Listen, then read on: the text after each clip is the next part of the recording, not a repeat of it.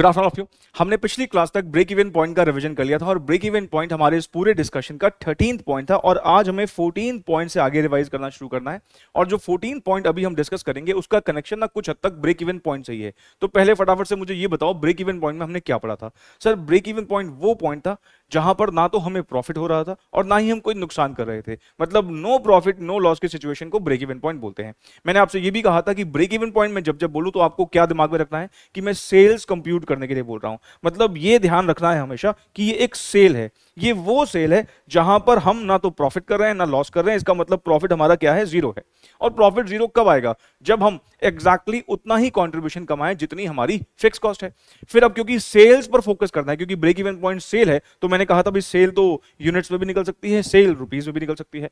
अगर हमें break even point units में निकालना है तो फिर हमें फिक्स कॉस्ट को डिवाइड करना पड़ेगा कंट्रीब्यूशन पर यूनिट से, और अगर हमें ब्रेक इवन पॉइंट रुपीस में निकालना है तो फिर हमें फिक्स कॉस्ट को डिवाइड करना पड़ेगा कंट्रीब्यूशन इन परसेंटेज मतलब पीवी रेशियो से।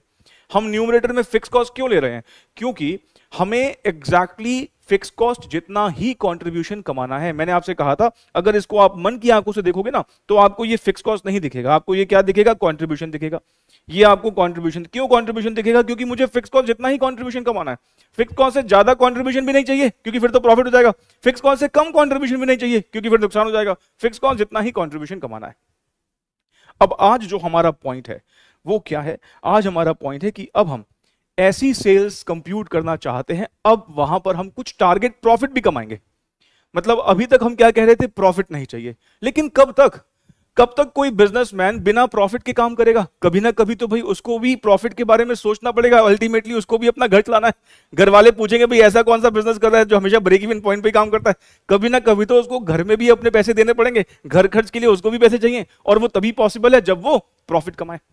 मतलब आज हम ऐसी सेल्स कंप्यूट करना सीखेंगे जहां पर हम अपने दिमाग में एक टारगेट प्रॉफिट रखते हैं और उस टारगेट प्रॉफिट को कमाने के लिए हमें कितनी सेल्स करनी है ये हमें अब आज कंप्यूट करना सीखना है।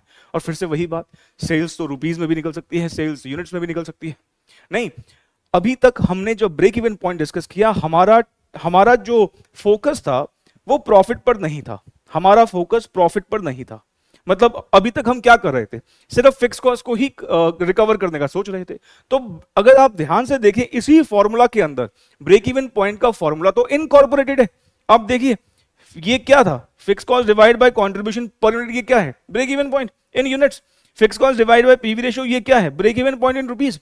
अब मैं कह रहा हूं कि भाई न्यूमरेटर में ब्रेक इवन पॉइंट के लिए मैंने आपको क्या बताया, हम सिर्फ फिक्स कॉस्ट जितना ही कंट्रीब्यूशन कमाना चाह रहे थे, लेकिन इस बार मैं क्या कह रहा हूं, नहीं, फिक्स कॉस्ट के साथ साथ कुछ प्रॉफिट भी कमाना है। और आप ये बात जानते हो कि फिक्स कॉस्ट प्लस प्रॉफिट क्या होता है, कंट्रीब्यूशन। याद करो, बताया था ना भाई, इनकम स्टेटमेंट याद करो, कंट्रीब्यूशन में से फिक्स कॉस्ट को माइनस करते हैं तो क्या आता है, प्रॉफिट आता है। इसका मतलब कंट्रीब्यूशन क्या होता है, फिक्स कॉस्ट प्लस प्रॉफिट। तो अभी भी अगर आप मन की आंखों से देखोगे तो ऊपर आपको क्या दिखेगा, फिक्स कॉस्ट प्लस प्रॉफिट क्या होता है, कंट्रीब्यूशन। मतलब अभी भी न्यूमरेटर में कंट्रीब्यूशन ही है, बस इस बार ये ध्यान रखना है कि हमें फिक्स कॉस्ट से ज्यादा कंट्रीब्यूशन कमाना है। जितना ज्यादा कमाना है वो जोड़ दो। अब जैसे आपको फिर से वही मैंने कहा ना, वो एग्जांपल तो हमारा बार बार काम आएगा, ये एग्जांपल तो आपको याद ही होगा। अब इस एग्जांपल में आपको पता है कि जब हम ब्रेक इवन पॉइंट पे बात कर रहे थे, ये वाला ब्रेक इवन पॉइंट था, तो हमारी चाहत सिर्फ फिक्स कॉस्ट जितना ही कंट्रीब्यूशन कमाने की थी। मतलब हम सिर्फ 10,000 का ही कंट्रीब्यूशन कमा रहे थे।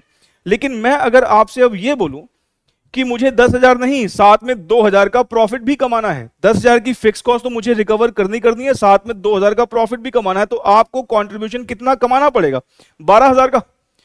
अब आप गुल्लक को क्या बोलोगे, याद है गुल्लक को बोल रहे थे हम, गुल्लक को क्या बोलेंगे, भाई देख 4,000 रुपए देते जाएंगे, जब 12,000 रुपए इकट्ठे हो जाए तो बता देना। तो 12,000 रुपए इकट्ठे कब होंगे, 12,000 रुपए इकट्ठे कब होंगे, जब हम 3,000 यूनिट जो है बेच लेंगे। इसका मतलब 12,000 इस बार क्या है, fix cost plus profit, 10,000 plus 2,000, और डिवाइड किससे किया, कंट्रीब्यूशन पर यूनिट से। और अगर मैं इसी 12,000 को 0.4 मतलब पीवी रेशियो से डिवाइड कर दूंगा तो देखो 30,000 आएगा। ये क्या है, सेल्स इन रुपीस। चलो एक एग्जांपल देखिए बताता हूं फिर से। मान लीजिए इस बार मैं आपसे कहता हूं, मैं एक यहां पर इसके साथ सामने ही एक एग्जांपल ले रहा हूं। मान लो मैं आपसे कहता हूं कि मुझे 10,000 रुपए का प्रॉफिट कमाना है। अगर मुझे 10,000 का प्रॉफिट कमाना है तो इसका मतलब ये कि फिक्स कॉस्ट के लिए भी कुछ कमाना पड़ेगा। तो 10,000 तो प्रॉफिट के लिए कमाने हैं और 10,000 फिक्स कॉस्ट के लिए कमाने हैं, तो मुझे कंट्रीब्यूशन कितना कमाना पड़ेगा, मुझे कंट्रीब्यूशन 20,000 कमाना पड़ेगा। अगर मुझे कंट्रीब्यूशन 20,000 का कमाना है तो इस बार गुल्लक को क्या बोलेंगे, भाई देख 20,000 इकट्ठे हो जाए तो बता देना। तो 20,000 गुल्लक में कब इकट्ठे होंगे, 20,000 गुल्लक में कब इकट्ठे होंगे, जब हमारे 5,000 यूनिट्स बिकेंगे। What is this 20,000? Fix cost plus profit. Fix cost 10,000 की और 10,000 का डिजायर्ड प्रॉफिट है। तो 20,000 रुपए कब इकट्ठे होंगे, जब हमारे 5,000 यूनिट्स बिक जाएंगे। इसका मतलब यहां पर हम क्या लिखेंगे, 5,000 यूनिट्स लिखेंगे। अब आप चेक कर लो, 5,000 इंटू 10 कितना होता है, 50। 5,000 इंटू 6 कितना होता है, 30। नहीं, 50,000 का हमारा रेवेन्यू आएगा, 30,000 की वेरिएबल कॉस्ट, 20,000 का प्रॉफिट हो जाएगा, कंट्रीब्यूशन हो जाएगा। उस कंट्रीब्यूशन में से 10,000 की फिक्स कॉस्ट दे देंगे और 10,000 का प्रॉफिट हो जाएगा। और अगर मुझे यही सेल्स इन रुपीज चाहिए हो तो फिर क्या करोगे, इसी 20,000 को आप डिवाइड कर दोगे किससे, 0.4 से, और वो क्या आ जाएगा, 50,000। तो आज का हमारा जो 14th पॉइंट है वो बेसिकली क्या है, sales for earning the desired profit. Desired profit बोल लो या टारगेट प्रॉफिट बोल लो, तो हमारा फॉर्मूला ब्रेक इवन पॉइंट का ही समझो, बस उसमें हम टारगेट प्रॉफिट को ऐड कर लेंगे। तो हमारा फॉर्मूला क्या बन गया, ब्रेक इवन पॉइंट के फॉर्मूला को दिमाग में रखोगे, बस साथ में डिजायर्ड प्रॉफिट जोड़ दोगे, तो fix cost plus desired profit divided bye contribution per unit. अगर हमें सेल्स इन यूनिट्स चाहिए, टारगेट प्रॉफिट कमाने के लिए कितना सेल यूनिट्स में करना है, अगर ये चाहिए तो हम कंट्रीब्यूशन पर यूनिट से डिवाइड कर देंगे। टारगेट प्रॉफिट कमाने के लिए कितना हमें सेल्स इन रुपीज करना है, अगर ये निकालना है तो पीवी रेशियो से डिवाइड कर देंगे। जैसे मैंने आपको पिछली क्लास में भी टाइम दिया था लिखने का, ये 14 पॉइंट आप नोट कर सकते हैं।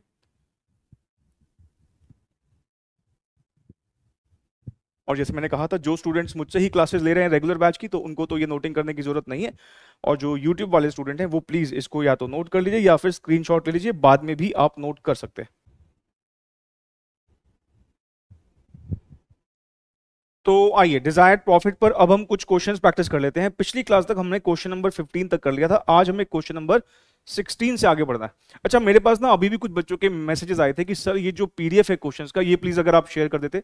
मैंने आपसे कहा था कि जैसे ही हमारा कोई टॉपिक खत्म हुआ करेगा, वैसे ही ये जो पीडीएफ का नोट्स है इसका लिंक आपको जो है इसी वीडियो के डिस्क्रिप्शन में दिखने लगेगा, जो हमारे टेलीग्राम चैनल से आप डाउनलोड कर पाएंगे। और जो बच्चे मेरे साथ व्हाट्सएप पर जुड़े हुए हैं, व्हाट्सएप पर जुड़ना मैंने आपको बोला था कि ऑप्शनल है, अगर आप नहीं भी जुड़ना चाहते कोई दिक्कत नहीं है। जो मेरे साथ व्हाट्सएप पर जुड़े हुए हैं उनको मैं वहां पर जो है व्हाट्सएप पर शेयर कर दूंगा। व्हाट्सएप पर कैसे जुड़ना है मैं एक बार फिर से बता देता हूं, अगर कोई बच्चा इंटरेस्टेड हो।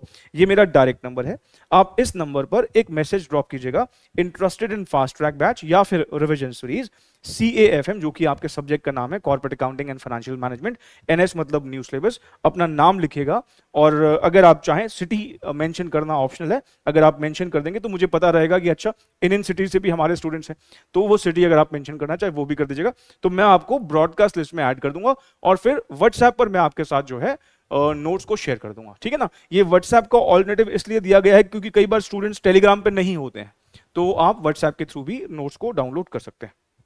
चलिए अब हम आते हैं अपने क्वेश्चन नंबर 16 पर। इस क्वेश्चन नंबर 16 को अगर आप देखेंगे तो हमें यहां पर सेलिंग प्राइस दे रखा है कितने रुपए का, 550 रुपए का। वेरिएबल कॉस्ट है 50 रुपए की, फिक्स कॉस्ट है 10,000 रुपए की। हमें बोल रहा है कि आप नंबर ऑफ यूनिट्स निकाल दीजिए to earn a profit of 10,000, मतलब हमें यहां पर एक डिजायर्ड प्रॉफिट दे रखा है। तो इस बार हमें क्या करना है, इस बार हमें कंट्रीब्यूशन फिक्स कॉस्ट जितना नहीं, फिक्स कॉस्ट से ज्यादा कमाना है। कितना ज्यादा कमाना है, 10,000 ज्यादा कमाना है। तो हमारा फॉर्मूला क्या होना चाहिए, आइए जरा हम कह रहे हैं भाई इस बार हमारी सेल्स यूनिट्स का फॉर्मूला जो है वो क्या होगा। हम फिक्स कॉस्ट तो रिकवर करेंगे ऑफ कोर्स, लेकिन साथ में हमें अब प्रॉफिट भी चाहिए। हमें एक टारगेट प्रॉफिट या डिजायर्ड प्रॉफिट चाहिए और हमें देखना है कि हमें यूनिट्स में निकालना है। तो डिवाइड किससे करेंगे, आप डिवाइड करेंगे कंट्रीब्यूशन पर यूनिट से। अब आप मुझे बताइए, आपको मन की आंखों से देखना है, न्यूमरेटर में आपको क्या दिख रहा है, sir fix cost plus profit, तो कंट्रीब्यूशन होता है, कंट्रीब्यूशन दिख रहा है ना। तो कंट्रीब्यूशन को अगर कंट्रीब्यूशन पर यूनिट से डिवाइड कर दोगे तो क्या निकलाएंगे, नंबर ऑफ यूनिट्स। हमें यहां पर सबसे पहले यह देखना पड़ेगा कि हमारा कंट्रीब्यूशन पर यूनिट क्या है। सर कंट्रीब्यूशन पर यूनिट निकलेगा सेलिंग प्राइस में से वेरिएबल कॉस्ट को माइनस करके, 550 का हमारा सेलिंग प्राइस है, वेरिएबल कॉस्ट हमारी 50 रुपए की है, तो इसका मतलब हमारा कंट्रीब्यूशन पर यूनिट कितना आ जाएगा, 500 रुपए आ जाएगा। तो अब हम सेल्स इन यूनिट्स वाले फॉर्मूला में लिख सकते हैं फिक्स कॉस्ट जो कि हमारी है 10,000 रुपीज, डिजायर्ड प्रॉफिट जो कि हमारा है 10,000 ही, डिवाइड कर देंगे कंट्रीब्यूशन पर यूनिट से जो कि 500 रुपए है। 550 का सेलिंग प्राइस है और 50 रुपए की हमारी वेरिएबल कॉस्ट है, तो हर एक यूनिट पर हमें 500 रुपए का कंट्रीब्यूशन बचता है। तो 20,000 को जरा 500 से डिवाइड करके बताओ कितना आता है। सर 20,000 को 500 से डिवाइड करके तो बड़ा कम सी फिगर आ रही है, जितनी भी आ रही है बता दो आप, क्या दिक्कत है। सर 40, इसका मतलब सिर्फ 40 यूनिट्स बेचकर हम 10,000 का प्रॉफिट कमा लेंगे। पहला क्वेश्चन है तो मैंने कहा चलो ठीक है, एक बार वेरिफिकेशन भी करा देता हूं। वेरिफिकेशन हम आगे से वैसे नहीं करा करेंगे, पर अभी पहला क्वेश्चन है तो मैंने कहा चलो एक बार वेरीफाई भी करके देख लेते हैं, जैसे हमने पिछले क्वेश्चन में भी कुछ क्वेश्चंस में स्टार्टिंग में किया था। जैसे कि हम यहां पर अगर देखें हमारी सेल्स कितनी है, सर हमारी सेल्स है 40 यूनिट की। हमारा एक यूनिट कितने का बिकता है, सर एक यूनिट हमारा 550 रुपए का बिकता है। 40 को 550 से मल्टीप्लाई करके कितना आता है, 22,000 आता है। इसमें से फिर हमें वेरिएबल कॉस्ट भी पे करनी पड़ेगी। वेरिएबल कॉस्ट कितनी पे करनी पड़ेगी, सर वेरिएबल कॉस्ट तो बस एक यूनिट की 50 रुपए ही है, तो 40 को 50 से मल्टीप्लाई करके 2000 आता है ना, 2000 रुपए आता है। तो हमारा कंट्रीब्यूशन कितना हो जाएगा, हमारा कंट्रीब्यूशन हो जाएगा 20,000 रुपए का।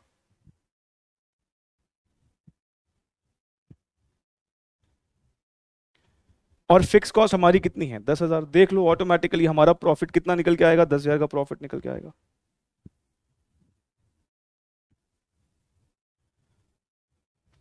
सर ये लाल कलर थोड़ा अच्छा सा नहीं लग रहा, ये लो ग्रीन कर दिया। सर लाल ही ठीक था, ये लो लाल कर दिया। चले आगे, फालतू काम कराते रहते हो मेरे से। अब जो मैं क्वेश्चन आपको करवा रहा हूं ना, क्वेश्चन नंबर 17, इस क्वेश्चन को ना पहले तो आप एक वेरी इंपॉर्टेंट क्वेश्चन मार्क कर लीजिए, क्योंकि इसी तरह का क्वेश्चन जो है हमारे एग्जाम में आने की सबसे ज्यादा प्रोबेबिलिटी रहती है। मैं इस तरह के कुछ आपको अलग अलग वैरायटी के कुछ 2-3 क्वेश्चन करवाऊंगा, और अब मान के चलिए कि इसी तरह के कुछ क्वेश्चन हमारे एग्जाम में आ सकते हैं। एक क्वेश्चन मैं आपको हमारे इंस्टीट्यूट के स्टडी मैट वाला भी करवाऊंगा, ठीक है, क्योंकि रिविजन क्लास है। जिन बच्चों ने रेगुलर क्लासेस दी हुई है उनको देखा होगा हमने बहुत ज्यादा ही प्रैक्टिस करी थी इस तरह के क्वेश्चन के ऊपर, बट फिलहाल यहां पर मैं कोशिश करूंगा अच्छे क्वेश्चन इस रिविजन क्लास में भी ले लूं। अब देखिए यहां पर अगर आप देखोगे तो हमें 2 सालों का डेटा दे रखा है, first year second year. First year का डेटा दिया हुआ है, सेकंड ईयर का डेटा दिया हुआ है, और हमसे यहां पर 3 चीजें मांगी है। पहले इसने हमसे क्या मांगा है, पीवी रेशो मांगा है। पीवी रेशो के मैंने आपको कुछ 4 फॉर्मूला लिखवाए थे। 4 फॉर्मूला कौन कौन से थे, सर पहला एक बेसिक फॉर्मूला था कंट्रीब्यूशन डिवाइड बाय सेल्स, दूसरा फॉर्मूला था हमारा change in contribution divide by change in sales, एक फॉर्मूला था 1 माइनस वीसी रेशो या 100% माइनस वीसी रेशो, और एक चौथा फॉर्मूला था change in profit upon change in sales. आगे चल के एक प्रॉफिट अभी और भी आएगा, एक फॉर्मूला भी और भी आएगा पीवी रेशो का, टोटल 5 हो जाएंगे। फिलहाल के लिए 4 मैंने आपको बताया था। यहां पर कौन से वाला लग जाएगा, सर यहां पर लगेगा change in profit divide by change in sales. Profit और सेल्स में चेंज देखना है, प्रॉफिट में कितना चेंज हुआ है, सर 4,000 का, 10,000 से 14,000 हो गया, 4,000 का चेंज है। सेल्स में कितना चेंज हुआ है, सेल्स में चेंज हुआ है 10,000 का। इसका मतलब हमारे पीवी रेशो का यहां पर जो फॉर्मूला लग जाएगा वो change in profit upon change in sale लगेगा। और चेंज को मैंने आपको बताया था कि वो हम रिप्रेजेंट करते हैं ऐसे ट्रायंगल, मतलब डेल्टा से, delta profit upon delta sales, ठीक है। और क्योंकि ना पीवी रेशियो हमसे डिमांड करी है, पीवी रेशियो उसने हमसे मांगा है कि कैलकुलेट करके बताओ, तो मैंने आपसे कहा था जब हमसे कभी निकालने के लिए बोलेगा तो हम प्रॉपर बिल्कुल सजा के देंगे, मतलब परसेंटेज में देंगे।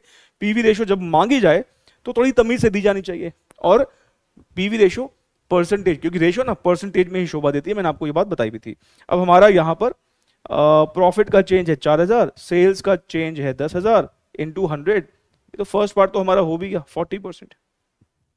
ऑफ कोर्स मैं पीवी रेशियो के लिए ये क्वेश्चन थोड़ी करवा रहा हूं, ये क्वेश्चन करवाने के लिए जो सबसे इंपॉर्टेंट पॉइंट यहां पर है फिक्स कॉस्ट, कि फिक्स कॉस्ट कैसे कंप्यूट करनी है। इन तरह के क्वेश्चन में फिक्स कॉस्ट की वर्किंग बड़ी इंपॉर्टेंट और रेलेवेंट रहती है।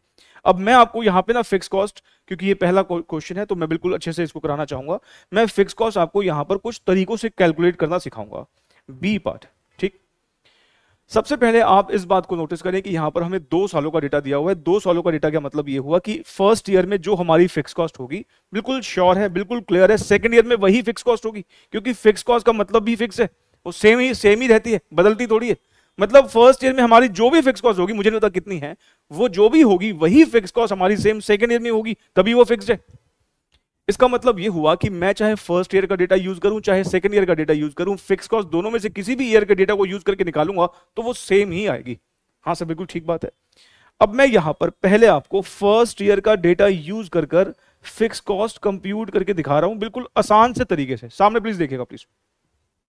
हम ये बात जानते हैं कि हमें कंट्रीब्यूशन में से अगर हम फिक्स कॉस्ट को माइनस कर देते हैं, कंट्रीब्यूशन में से फिक्स कॉस्ट को माइनस कर देते हैं तो हमारा क्या निकल के आता है, सर कंट्रीब्यूशन में से फिक्स कॉस्ट माइनस करने पर हमारा प्रॉफिट निकल आता है ना, हमारा प्रॉफिट कंप्यूट हो जाता है। मानते हो? हाँ सर बिल्कुल मानते हैं। हमें इस क्वेश्चन में अगर आप ध्यान से देखो तो हमें यहां पर फर्स्ट ईयर के डेटा में सेल पता है 80,000 की। सेल कितनी पता है? 80,000 की है। क्या आपको पीवी रेशो भी पता है? सर पीवी रेशो अभी अभी हमने निकाली है 40%। और हमें ये बात तो पता ही है, अगर हम पीवी रेशो को सेल्स से मल्टीप्लाई करते हैं तो हमारा कॉन्ट्रीब्यूशन निकल के आता है। Sales multiplied by PV ratio is what? Contribution. क्योंकि PV ratio is nothing but contribution in percentage. तो मैं सेल्स को पीवी रेशो से मल्टीप्लाई करूंगा तो हमारा कॉन्ट्रीब्यूशन निकल आएगा। तो मैं आपसे ये कहना चाहता हूं कि मैं अगर 80,000 को, जो कि फर्स्ट ईयर की सेल है, 80,000 को मैं अगर 40% से मल्टीप्लाई कर दूंगा तो 32,000 रुपीज जो आएगा वो क्या आएगा? कॉन्ट्रीब्यूशन आएगा। और हमें प्रॉफिट तो दे ही रखा है। प्रॉफिट कितने रुपए का दे रखा है? प्रॉफिट हमको 10,000 रुपए का दे रखा है। तो 10,000 का हमारा अगर प्रॉफिट है तो इसका मतलब हमारी फिक्स कॉस्ट में यहां पर बैलेंसिंग फिगर कंप्यूट कर सकता हूं। जरा सोचिए, 32,000 के कंट्रीब्यूशन में से प्रॉफिट सिर्फ 10 ही बचा है, तो इसका मतलब बाकी का 22,000 रुपए हमारा फिक्स कॉस्ट में खर्च हो गया होगा। बड़ी सिंपल सी बात है। और मैं अगर सेकेंड ईयर का डेटा लेता हूं, सपोज फर्स्ट ईयर का डेटा ना लेके सेकेंड ईयर का डेटा लेता हूं, तो भी हमारी फिक्स कॉस्ट 22,000 ही आनी चाहिए।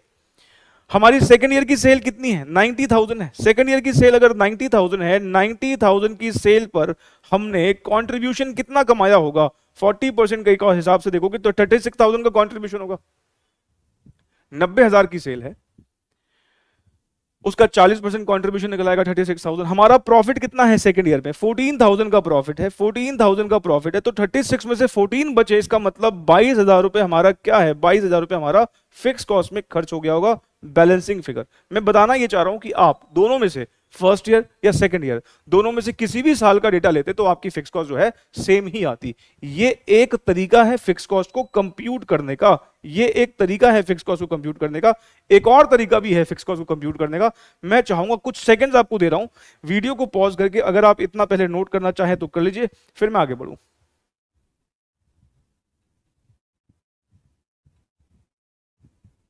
मेरे ख्याल से आपने वीडियो पॉज करके नोट कर लिया होगा। चलिए अब मैं आपको एक और तरीके से फिक्स कॉस्ट को कंप्यूट करना सिखा रहा हूं, ठीक है? अब ध्यान से प्लीज देखिएगा। देखिए हमने ना अभी अभी डिजायर्ड प्रॉफिट का एक फॉर्मूला डिस्कस किया। क्या था? कि सर सेल्स इन यूनिट्स को कंप्यूट अगर करना हो तो fix cost plus profit divide by contribution per unit कर दीजिए। और सेल्स इन रुपीज के फॉर्मूला, सेल्स इन रुपीज को अगर कंप्यूट करना हो तो fix cost plus desired profit divide by PV ratio कर दीजिए। मुझे यहां पर अगर आप देखो सेल्स इन रुपीज दे रखी है, 80,000 भी रुपीज में सेल है, देखो लिखा हुआ है, और 90,000 भी रुपीज में सेल है। मैं अगर यहां पर डिजायर्ड प्रॉफिट का फॉर्मूला यूज करूं, डिजायर्ड प्रॉफिट का फॉर्मूला हमारा क्या था? कि सेल्स इन रुपीज को अगर कंप्यूट करना हो तो आप यहां पर fix cost plus desired profit divide by PV ratio कर सकते हो। नहीं, ये भी एक फॉर्मूला अभी भी हमने सीखा ही था। अब आप जरा चेक करें, अगर मैं फर्स्ट ईयर का डेटा लेता हूं, फर्स्ट ईयर का डेटा मतलब ये वाला डेटा लेता हूं, तो सेल्स भी है और प्रॉफिट भी है। हमारे पास सेल्स कितने की है? सर हमारे पास सेल्स 80,000 की है। हमें फिक्स कॉस्ट कंप्यूट करनी है। प्रॉफिट हमें पता है 10,000 का है। पीवी रेशियो हमको पता है 40% है। 40% लिखो या 0.4 लिखो, एक ही बात है। तो मैं अगर यहां पर 80,000 into 0.4 is equals to fix cost plus 10,000, ये हो गया 32,000 is equals to fix cost plus 10,000, तो हमारी फिक्स कॉस्ट कितनी निकल के आ गई? 22,000। देखो जी, क्लियर है? मतलब हमने यहां पर अभी अभी जो डिजायर्ड प्रॉफिट वाला फॉर्मूला डिस्कस किया था, हमने उसी की मदद से ही हमने यहां पर फिक्स कॉस्ट कंप्यूट कर दी। आप ऐसे भी कंप्यूट कर सकते हो। ये जो हमने डेटा लिया है, ये कौन सा डेटा लिया है? ये हमने फर्स्ट ईयर का डेटा लिया है। हम अगर चाहते तो यहां पर सेकेंड ईयर का भी डेटा ले सकते थे। मैं एक बार सेकेंड ईयर का भी डेटा आपको लेके दिखाता हूं। फिक्स कॉस्ट सेम ही आनी चाहिए ऑफ कोर्स। हमारा फॉर्मूला क्या होता है? सेल्स इन रुपीज का फॉर्मूला अभी अभी हमने देखा डिजायर्ड प्रॉफिट का, कि हमें फिक्स कॉस्ट प्लस प्रॉफिट, जो कि बेसिकली कंट्रीब्यूशन ही होता है, divide by PV ratio. Second year में हमारी सेल कितने की है? 90,000 की, और प्रॉफिट है 14,000 का। सेल्स है 90,000 की और प्रॉफिट है 14,000 का, डिवाइडेड बाय 0.4, तो 90,000 into 0.4 is equals to fix cost plus 14,000। ये हो गया 36,000 is equals to fix cost plus 14,000। तो हमारी फिक्स कॉस्ट कितनी आ जाएगी? 22,000। अभी भी सेम ही आ रही है। सर आपने तो एक तरह से 4 बार फिक्स कॉस्ट निकलवा दी। भाई 4 बार अभी बता दी क्योंकि आपको एक तरह से मैं अभी कॉन्सेप्ट बता रहा था। एग्जाम में हम एक ही बार करके आएंगे। एग्जाम में जैसा आपका मन करे फिक्स कॉस्ट कंप्यूट करने का, आप फिक्स कॉस्ट ऐसे भी निकाल सकते हो, मतलब पहले वाले तरीके का फर्स्ट ईयर का डेटा यूज करके या सेकंड ईयर का डेटा यूज करके, या फिर ये वाला तरीका लगा सकते हो, ये वाला तरीका लगा सकते हो, जो मन में आए वो लगा के आना, 22,000 ही निकल के आएगा। एग्जाम में फिक्स कॉस्ट मांगेंगे थोड़ी हम ऐसे बता के आएंगे एग्जामिनर को, देखो ऐसे भी निकल सकता है, ऐसे भी निकल सकता है। हमें भाई पूरा पेपर तैयार करके आना है, पूरा पेपर अटेम्प्ट करके आना। मतलब हमारे पास एग्जाम में ये 2 तरीके भी हैं और या फिर ये 2 तरीके भी हैं, ठीक है। तो मैंने बता दिया आपको। अब हम जब आगे कभी फिक्स कॉस्ट निकालेंगे तो हम कोई भी एक तरीका अपना लेंगे। तो ये और करके जो लिखा है इसको भी नोट कर लीजिए अब आप।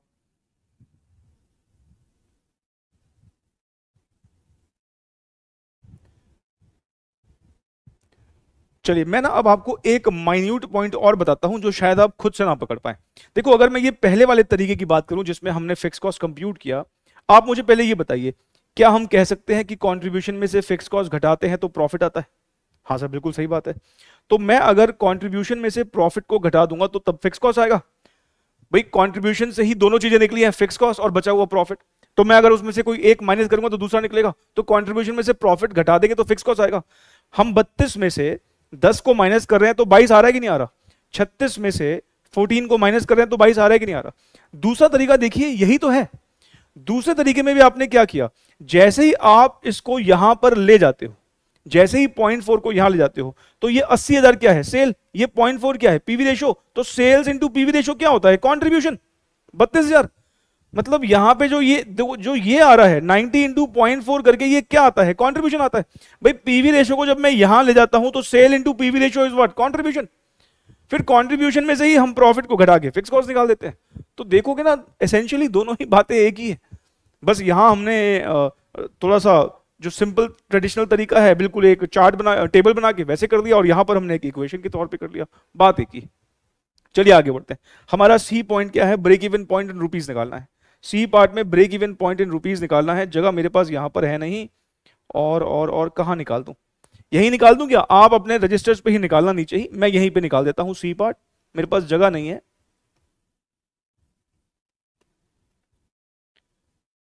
Break even point in rupees कैसे निकालोगे? फिक्स कॉस्ट को डिवाइड कर दोगे पीवी रेशियो से। बहुत सिंपल, फिक्स कॉस्ट को डिवाइड कर देंगे पीवी रेशियो से।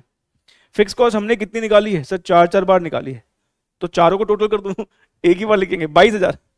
22,000 को डिवाइड कर देंगे किससे? 40% या 0.4 से। 22,000 को 0.4 से डिवाइड करके बताओ कितना आ रहा है? जल्दी बताओ भाई, फटाफट से बताओ। 22,000 को 0.4 से डिवाइड करके क्या आ रहा है?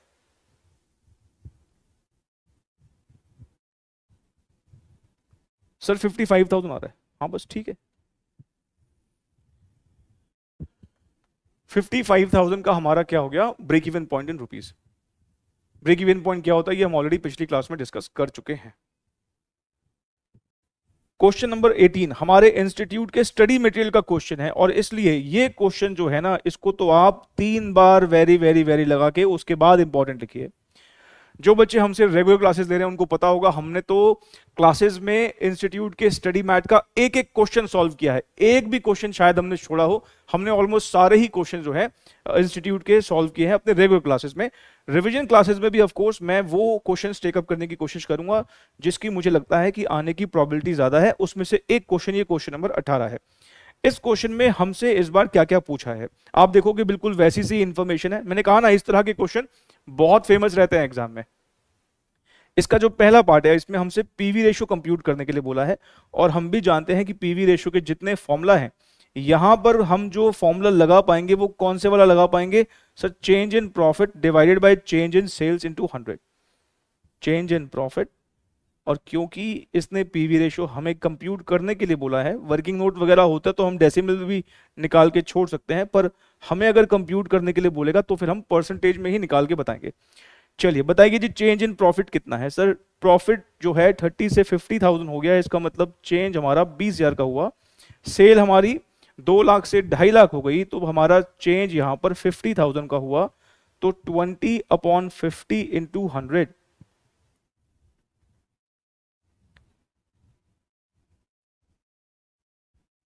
ये होता है 40%।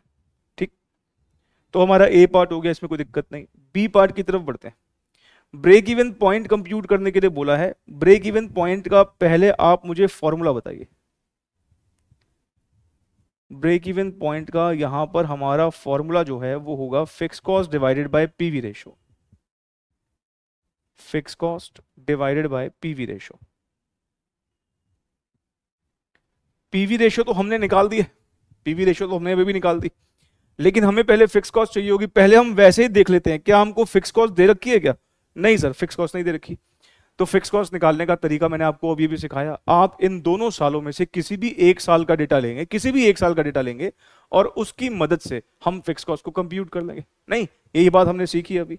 आइए जरा हम इसी बी पार्ट के विद इन ही एक वर्किंग नोट बना लेते हैं, जिसमें हम क्या कंप्यूट कर रहे हैं, पहले फिक्स कॉस्ट कंप्यूट कर रहे हैं, तभी हम ब्रेक इवन पॉइंट निकाल पाएंगे।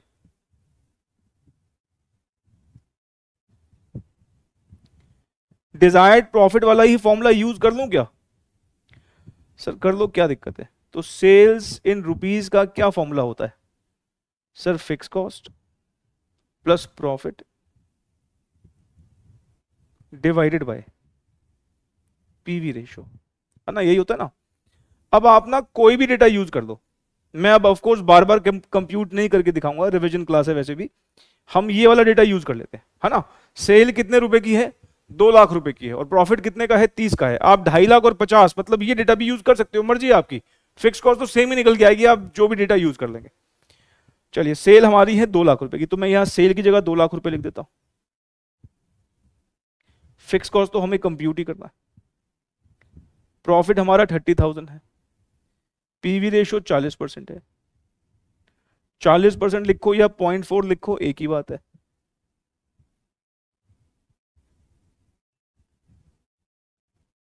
ये हो गया 80,000।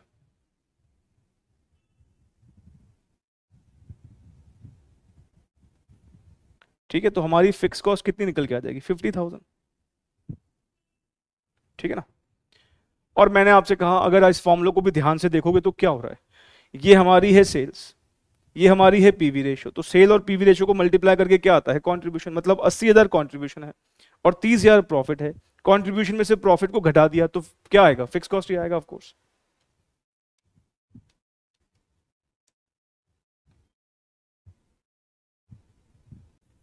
और अब फिक्स कॉस्ट को कंप्यूट करने के बाद ब्रेक इवन पॉइंट तो अब हम निकाल ही लेंगे। बताइए जी, ब्रेक इवन पॉइंट कैसे निकलता है। सर फिक्स कॉस्ट को हम डिवाइड कर देते हैं पीवी रेशो से। फिक्स कॉस्ट हमारी 50,000 रुपए की है और पीवी रेशो हमारा 40% है। 50,000 को 40% से डिवाइड करके क्या आता है सर, ये आ रहा है 1,25,000 रुपए। तो ये हमारा आ गया ब्रेक इवन पॉइंट, 1,25,000 रुपए। मतलब इस सेल पर हमारा प्रॉफिट जो होगा वो क्या होगा, 0 होगा।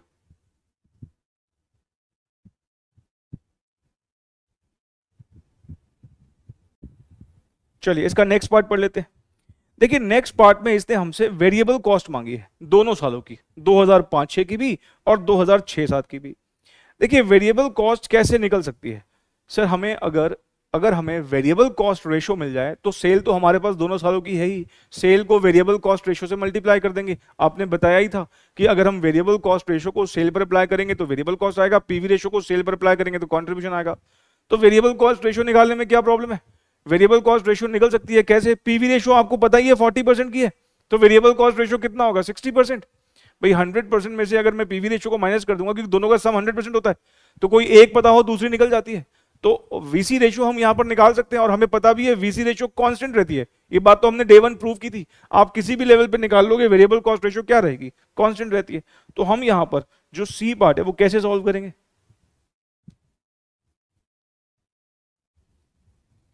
पहले हम वेरिएबल कॉस्ट रेशो निकाल लेते हैं। 100% माइनस पीवी रेशो, 100% माइनस 40%, ये हमारी आ गई कितनी, 60% आ गई। अब आपको यहां पर क्या करना है, 2 सालों की वेरिएबल कॉस्ट निकालनी है, 2005-6 की निकालनी है और 2006-7 की निकालनी है।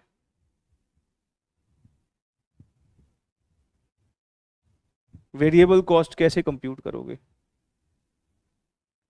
सर सेल्स को वीसी रेशो से मल्टीप्लाई करेंगे। हमारी सेल कितनी है सर? पहले वाले में सेल हमारी है 2 लाख की, यहां पर सेल है 2.5 लाख की।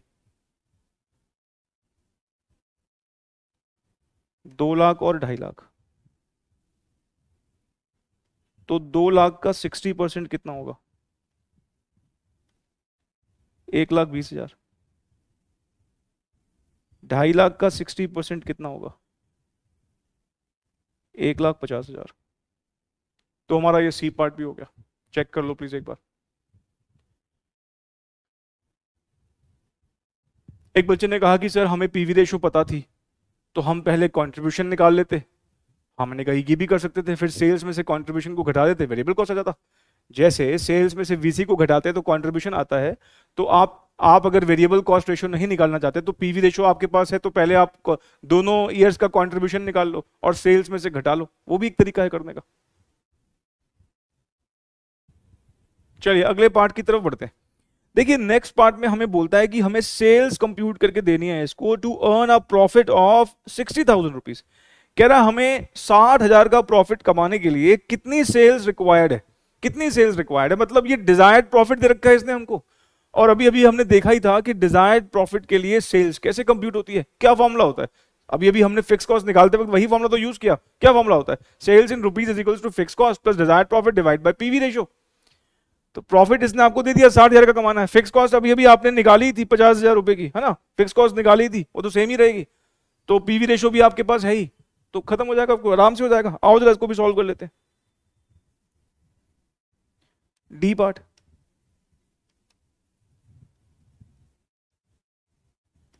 सेल्स इन रुपीज, हमारा फॉर्मूला होता है fix cost plus desired profit divided by PV ratio. Fix cost हमारी 50,000 की है, डिजायर्ड प्रॉफिट हमारा 60,000 का है और पीवी रेशो हमारी 40% है। तो 1,10,000 को 40% से डिवाइड करके बताओ कितना आता है।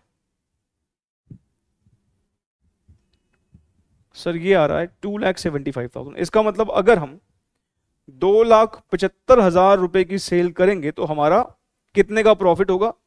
फिर हमारा 60,000 का प्रॉफिट हो जाएगा। 60,000 का प्रॉफिट कमाने के लिए हमें 2,75,000 की सेल करनी पड़ेगी। आप खुद देखो ना, फिक्स कॉस्ट का तो हमारा 50,000 तो हमारी फिक्स कॉस्ट ही है, 60,000 का प्रॉफिट भी चाहिए, तो हमें कितने का कॉन्ट्रीब्यूशन कमाना पड़ेगा? 1,10 का।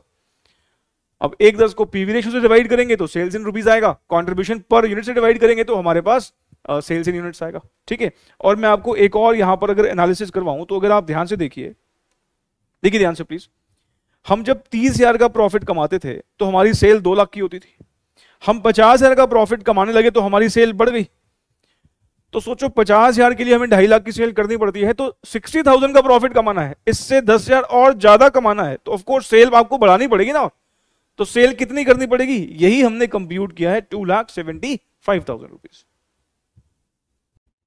चलिए आइए इसका हम अब आखिरी पार्ट भी कंप्यूट कर लेते हैं।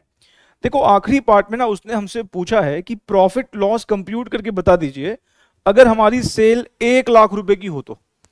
मतलब 1 लाख रुपए की सेल पर हमें प्रॉफिट या लॉस कंप्यूट करके बताना है। आप सीधे सीधे इनकम स्टेटमेंट बना के फटाफट निकाल सकते हैं। और मैं आपको एक बात बताऊं, आपने ब्रेक इवन पॉइंट कितना निकाला था, जरा देख के बताना। सर ब्रेक इवन पॉइंट हमने निकाला था 1,25,000। मतलब हमारी 1,25,000 रुपए की सेल्स पर प्रॉफिट 0 होता है। तो अगर मैं 1,25,000 से कम सेल करूंगा तो नुकसान हो जाएगा।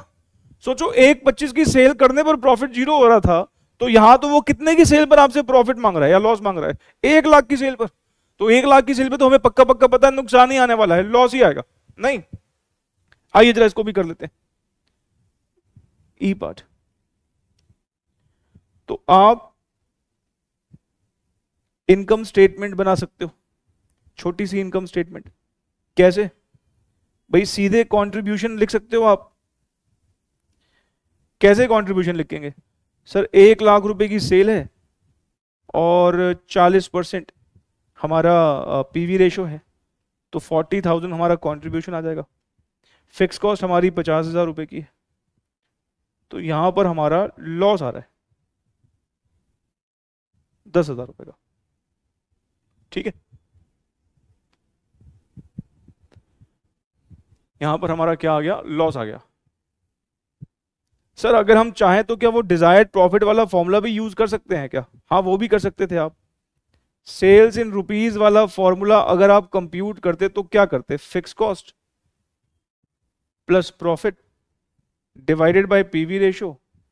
सेल्स इन रुपीज हमें बताई रखी है इसने 1 लाख है, फिक्स कॉस्ट हमको पता है 50,000 है, प्रॉफिट या लॉस हमें निकालना है तो प्रॉफिट में ऐसे ही लिख देता हूं डिवाइडेड बाय 40%।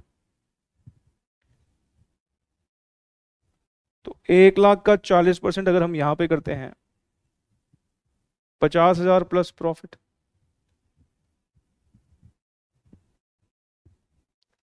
तो ये 40,000 हो गया।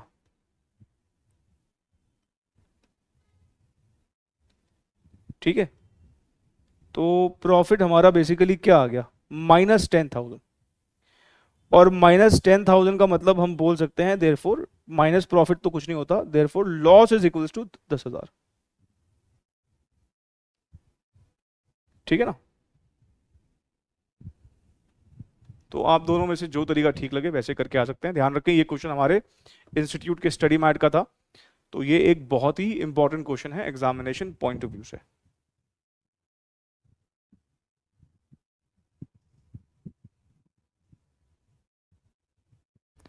अपना कुछ बच्चों का एक बड़ा जेन्युइन सवाल आता है कि सर हमने यहां पर ब्रेक इवन पॉइंट जब कंप्यूट किया तो हमने रुपीज में क्यों कंप्यूट किया, हम यूनिट्स में भी तो निकाल सकते थे। या फिर हमने जो ये वाला पार्ट किया था डी पार्ट जहां पे हमें सेल्स कंप्यूट करनी थी to earn the desired profit of ₹60,000, यहां पर भी हमने रुपीज में ही निकाला, हमने यहां पर यूनिट्स में क्यों नहीं निकाला? ये बच्चे का, कुछ बच्चों की यहां पर एक सवाल रहता है।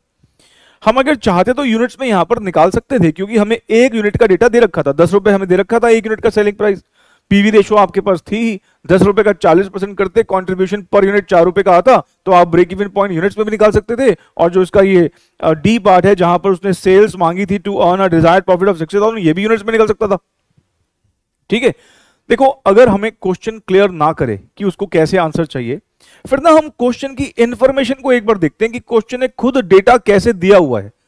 अगर क्वेश्चन का डेटा प्राइमरीली आपको ज्यादातर रुपीज में दिख रहा है तो हम भी आंसर रुपीज में दे देते हैं, यूनिट्स में दिख रहा है तो हम भी आंसर यूनिट्स में दे देते हैं। जैसे यहां पर आप देखो हमें ना सेल वेल सारी रुपीज में दी हुई थी, सब कुछ यहां पे रुपीज वगैरह में था, फिर उसने बोला सेल्स निकाल दो तो हमने कहा चलो ठीक है हम भी रुपीज में निकाल देते हैं। लेकिन अगर हम यूनिट्स में भी निकालते तो एग्जामिनर को ठीक करना पड़ता। लेकिन मैं आपको एक और बात बताता हूं, जब भी इस तरह का क्वेश्चन आता है जहां पर 2 लेवल्स दे रखे होते हैं, ज्यादातर ऐसे क्वेश्चंस में पर यूनिट डेटा दे ही नहीं रखा होता। मतलब ये पास्ट हिस्ट्री बता रहा हूं एग्जामिनर की कि ऐसे क्वेश्चंस में ज्यादातर इंस्टीट्यूट जो है वो हमें पर यूनिट डेटा देता ही नहीं। मान लो ये 10 रुपए नहीं दे रखा होता, ये सपोज जो ब्रैकेट में लिखा है 10 रुपए नहीं लिखा होता, तो और ऐसे ही क्वेश्चन एग्जाम में आ जाए मान लो जिसकी प्रोबेबिलिटी है आने की कि वो पर यूनिट डेटा नहीं देगा, तो उस केस में आप कंट्रीब्यूशन पर यूनिट निकाल ही नहीं पाएंगे। और अगर कंट्रीब्यूशन पर यूनिट निकाल नहीं पाएंगे तो उसका मतलब ब्रेक इवन पॉइंट फिर यूनिट्स में नहीं निकलेगा, फिर आपको मजबूरी में रुपीज में निकालना पड़ेगा। क्योंकि हमें अगर यूनिट्स में चाहिए सेल तो उसके लिए जरूरी है कि हमारे पास पर यूनिट डेटा हो। ठीक है, हालांकि यहां पर क्योंकि हमें पर यूनिट डेटा गिवन है, 10 रुपए का सेलिंग प्राइस दे रखा है, हम कंट्रीब्यूशन पर यूनिट निकाल सकते हैं, तो यहां पर ब्रेक इवन पॉइंट यूनिट्स में भी निकल सकता है, सी पार्ट का भी आंसर रुपीज में भी निकल सकता है। लेकिन मैं आपसे यही कहूंगा कि जिस तरह की इंफॉर्मेशन है आप भी उसी तरीके से आंसर दे दीजिए। यहां सेल्स अगर यूनिट्स में दे रखे होते दोनों के तो हम भी फिर उसी हिसाब से आंसर देने की कोशिश करते, रुपीज में दे रखा तो हमने भी रुपीज में निकाल दिया। लेकिन मैं फिर से बोलूंगा अगर आप यूनिट्स में भी निकाल देंगे तो कोई ऐसा गलत नहीं होगा, एग्जामिनर उसको भी ठीक कर देगा। ठीक है, चलिए आइए अब हम अपने अगले क्वेश्चन की तरफ बढ़ रहे हैं। नेक्स्ट क्वेश्चन नंबर 19 करते हैं। अब इस कॉन्सेप्ट के ऊपर हम आखिरी क्वेश्चन कर रहे हैं। रेगुलर बैच में तो हमने काफी क्वेश्चंस प्रैक्टिस किए थे, अब क्योंकि ये रिवीजन क्लास है तो हमें कहीं तो अपने आप को लिमिटेड रखना पड़ेगा। लेकिन ये क्वेश्चन है बहुत अच्छा, मतलब इससे आपका कॉन्सेप्ट काफी हद तक रिवाइज हो जाएगा। अगर आपने कर रखा है, नहीं कर रखा है तो आपका कॉन्सेप्ट क्लियर हो जाएगा। अब इस क्वेश्चन में अगर आप डेटा देखें, पहली बात ये मान के चले हमारे एग्जाम का क्वेश्चन है, एग्जाम में अगर ये रिपीट होगा तो 5 नंबर में रिपीट होने के चांसेस है इस क्वेश्चन के, 3 नंबर में भी आ सकता है।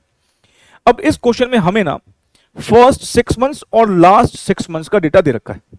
पीछे हमने जो क्वेश्चंस किए थे वहां पे हमें एनुअल डेटा दे रखा था, यहां पर हमें फर्स्ट 6 मंथ्स और लास्ट 6 मंथ्स का डेटा दे रखा है। हमें प्रॉफिट दे रखा है और ध्यान रखिए सेल नहीं दे रखी, कॉस्ट दे रखी है, मतलब सेल्स की कॉस्ट, मतलब कॉस्ट ऑफ सेल्स दे रखी है। और हमसे मांगा भी फिक्स कॉस्ट है, ब्रेक इवन पॉइंट वगैरह नहीं मांगा, फिक्स कॉस्ट मांगा है। अभी अभी हमने पीछे जब इस तरह के क्वेश्चंस किए तो हमने सबसे पहले तो पीवी रेशियो निकाला, क्योंकि पीवी रेशियो की मदद से फिर हम फिक्स कॉस्ट कंप्यूट कर पा रहे थे। नहीं, तो हम यहां पर फिक्स कॉस्ट कंप्यूट करें उससे पहले हमें पीवी रेशियो निकाल लेना चाहिए। अब पीवी रेशियो निकालने का फॉर्मूला होता है change in profit divided by change in sales, change in cost नहीं। तो पहले तो मुझे यहां पर सेल कंप्यूट करनी पड़ेगी।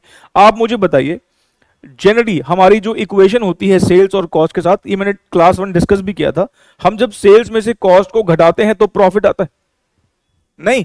तो इसका मतलब ये हुआ कि मुझे अगर सेल निकालनी हो तो मुझे कॉस्ट और प्रॉफिट को जोड़ देना चाहिए। भाई कॉस्ट में प्रॉफिट जोड़ देंगे तो क्या आ जाएगा, सेल आ जाएगा।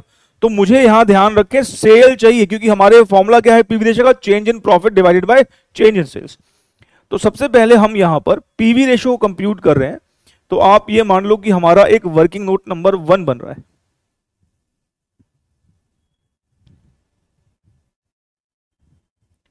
Calculation of PV ratio first 6 months,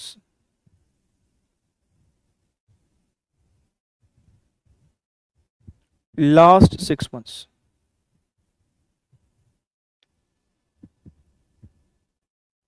sales. Sales कैसे आएगी, हम कॉस्ट और प्रॉफिट को जोड़ देंगे।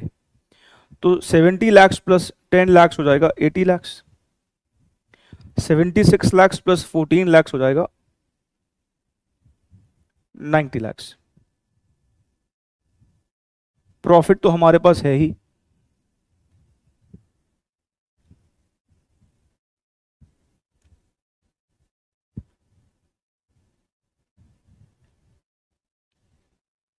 चलिए पीवी रेशियो का फॉर्मूला बताइए। सर पीवी रेशियो का फॉर्मूला होता है चेंज इन प्रॉफिट जो कि है 4 lakh divided by change in sales जो कि है 10 lakhs। ठीक है, क्योंकि हमें यहां पर फिक्स कॉस्ट कंप्यूट करनी है, पीवी रेशियो एज सच निकालनी नहीं है। सिर्फ मैं आपको ये बताने के लिए कि अगर हमें पीवी रेशियो कंप्यूट नहीं करनी होगी तो कोई अभी हमें परसेंटेज में निकालने की जरूरत नहीं है, 0.4 भी लिख के छोड़ देंगे, कोई फर्क नहीं पड़ता। ठीक है, चलिए ये हमारा पीवी रेशियो हमने निकाल ली। अब हमें क्या करना होता है, अब हम कोई भी एक पर्टिकुलर पीरियड का डेटा लेंगे। मैं यहां पर यही फर्स्ट 6 months का डेटा ले लेता हूं और इसकी मदद से हम क्या कंप्यूट कर लेंगे, फिक्स कॉस्ट कंप्यूट कर लेंगे, है ना? ये बात तो हमने सीखी हुई है। तो बताइए जरा कैसे करते थे हम फिक्स कॉस्ट कंप्यूटेशन। सर हम यहां पर वो डिजायर्ड प्रॉफिट वाला फॉर्मूला यूज कर लेते थे, sales in rupees is equals to fix cost plus profit divide by PV ratio. Sales हमारी कितने की है, सेल्स हमारी है 80 लाख रुपए की, फिक्स कॉस्ट हमें कंप्यूट करनी है, प्रॉफिट हमारा है 10 लाख रुपए का, पीवी रेशियो हमारी है 0.4। चलिए 80 लाख को 0.4 से मल्टीप्लाई करेंगे तो कितना आएगा, 32 lakhs आएगा मेरे ख्याल से, है ना? फिक्स कॉस्ट प्लस 10 lakhs,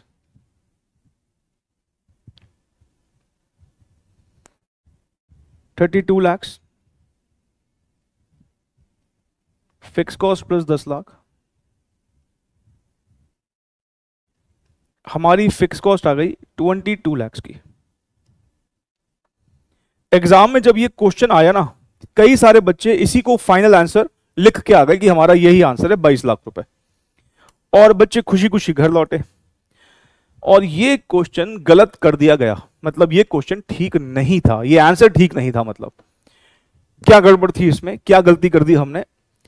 और आपको भी लग रहा होगा सर गड़बड़ क्या है, बिल्कुल ठीक तो किया है, अभी तो आपने ऐसे ही तो सिखाया, 22 लाख रुपए सही तो आंसर है। यहां पे बस एक वर्ड बच्चे पढ़ना भूल गए, ठीक से पढ़ा नहीं, उनका सिर्फ ध्यान गया कैलकुलेट फिक्स कॉस्ट। बहुत ऑब्वियस ही बात है, मैंने देखो हाईलाइट भी क्या किया, calculate fix cost.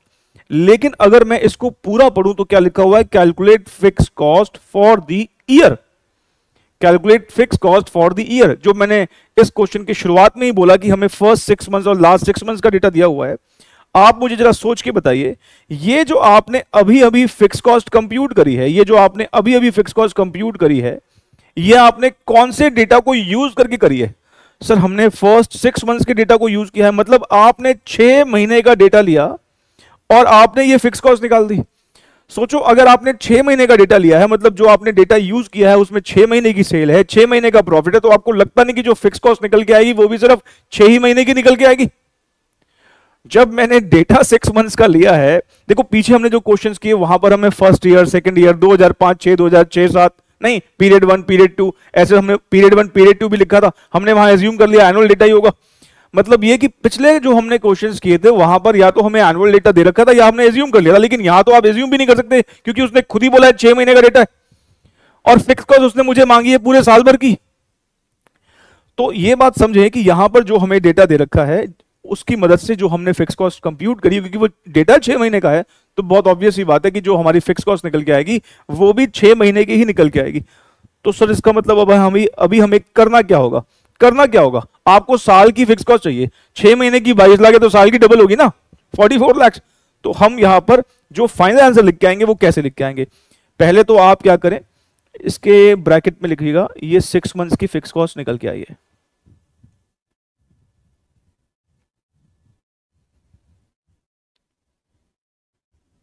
Fix cost for the year,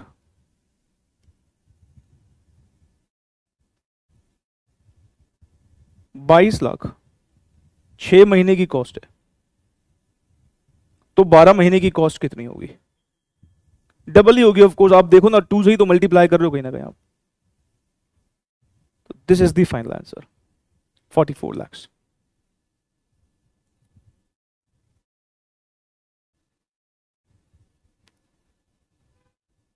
चलिए अपने अगले इंपॉर्टेंट कॉन्सेप्ट को रिवाइज करते हैं, वो है मार्जिन ऑफ सेफ्टी। ये हमारा 15th पॉइंट है, 14 पॉइंट तक हमने डिस्कस कर लिया था। इस 15 पॉइंट को भी मैं आपको लिखने का वक्त दूंगा, लेकिन उससे पहले आप मेरी बातों को बड़े ध्यान से सुनिएगा। मान लीजिए आपने सीएस एग्जीक्यूटिव के एग्जाम्स दिए, ठीक है, और आपका अकाउंट्स का पेपर बहुत ही बढ़िया वो, और आप मान लीजिए उसमें 70 नंबर एक्सपेक्ट कर रहे हैं, ठीक है। अब मैं अगर आपसे ये पूछूं कि आपके लिए इंडिविजुअल पेपर के पॉइंट ऑफ व्यू से ब्रेक इवन पॉइंट क्या है, तो आप क्या बोलेंगे? सर कम से कम 40 नंबर तो हमें चाहिए होते हैं पास होने के लिए। मतलब अगर मैं इंडिविजुअल पेपर के पॉइंट ऑफ व्यू से पूछूं तो आपके लिए ब्रेक इवन पॉइंट 40 मार्क्स का है, लेकिन आप कितना एक्सपेक्ट कर रहे हैं? 70 मार्क्स एक्सपेक्ट कर रहे हैं। ब्रेक इवन पॉइंट के ऊपर कितना एक्सपेक्ट कर रहे हैं? 30 नंबर। ये जो आप 30 नंबर एक्स्ट्रा एक्सपेक्ट करें ना, यही आपके लिए मार्जिन ऑफ सेफ्टी है, यही आपके लिए एक सेफ्टी का काम करता है। मान लीजिए जब आपने अपने किसी फ्रेंड के साथ अपने उस क्वेश्चन पेपर को डिस्कस किया तो आपको पता लगा अरे यार ये 10 नंबर का क्वेश्चन तो गलत हो गया, मुझे लग रहा था कि ठीक होगा, लेकिन वो असल में गलत निकला। अब अगर वो 10 नंबर आपके कट भी जाते हैं तो कोई बात नहीं, 70 की जगह 60 आ जाएंगे, फिर भी एग्जामिशन तो आ ही जाएगी। इसका मतलब अगर मेरा ब्रेक इवन पॉइंट के ऊपर एक्स्ट्रा जो मार्क्स है अगर वो ठीक ठाक है तो उसमें अगर कुछ गड़बड़ हो भी गई तो कोई दिक्कत नहीं है, फिर भी मार्क्स ठीक ठाक आ जाएंगे। लेकिन मान लो मेरा कोई पेपर ऐसा हुआ है जिसमें मैं एक्सपेक्ट ही 45 कर रहा हूं, 45 कर रहा हूं, और वहां अगर छोटी सी भी गड़बड़ हो गई तो पास होने की टेंशन हो जाएगी। इसका मतलब अगर हम 40 मार्क्स के ऊपर जितना भी ज्यादा स्कोर करेंगे वो हमारे लिए अच्छा ही है। मतलब जितनी ज्यादा हमारे पास सेफ्टी होगी, क्योंकि 40 के ऊपर जितना भी स्कोर करेंगे वो आपके लिए सेफ्टी का ही काम करेंगे, उतना ही आप एडवर्स सिचुएशन से लड़ने के लिए सक्षम रहेंगे।